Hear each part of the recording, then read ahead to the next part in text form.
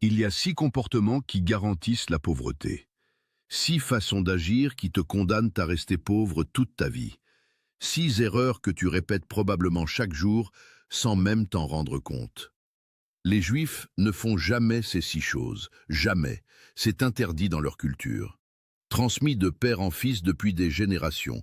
Et c'est exactement pour ça qu'ils construisent des fortunes pendant que d'autres stagnent. Aujourd'hui, je vais te révéler ces 6 comportements. Et je te préviens, tu vas te reconnaître dans au moins 3 d'entre eux. Peut-être même dans tous les 6. Shalom, je suis le rabbin Joseph. Voici les 6 comportements qui te garderont toujours pauvre. Et sois très attentif au 4e. C'est le plus destructeur de tous.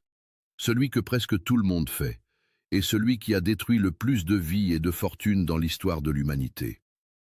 Premier comportement que les Juifs ne font jamais. Se plaindre sans agir. Tu connais cette personne. Peut-être que c'est toi. Chaque jour, elle se plaint. De son travail, de son salaire, de son patron, du gouvernement, de l'économie, de la vie. Tout est toujours la faute de quelqu'un d'autre. Tout est toujours injuste.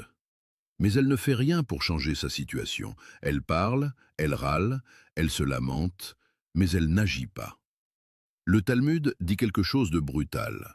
Celui qui se plaint de sa situation sans rien faire pour la changer, mérite cette situation.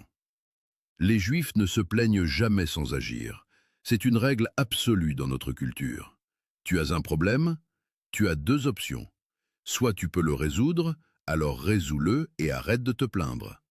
Soit tu ne peux pas le résoudre, alors accepte-le et arrête de te plaindre. Dans les 2 cas, la plainte est inutile.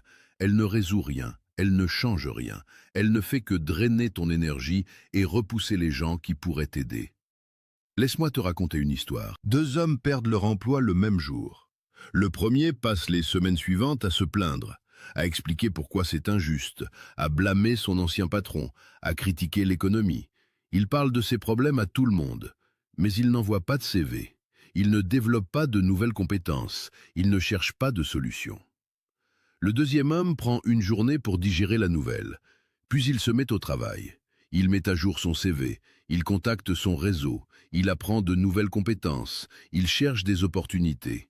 Il ne parle de son licenciement que pour demander de l'aide concrète. 6 mois plus tard, le premier est toujours au chômage et encore plus amer. Le deuxième a trouvé un meilleur emploi avec un meilleur salaire. Même situation de départ, résultat opposé. La différence? L'un se plaignait, l'autre agissait. Le Talmud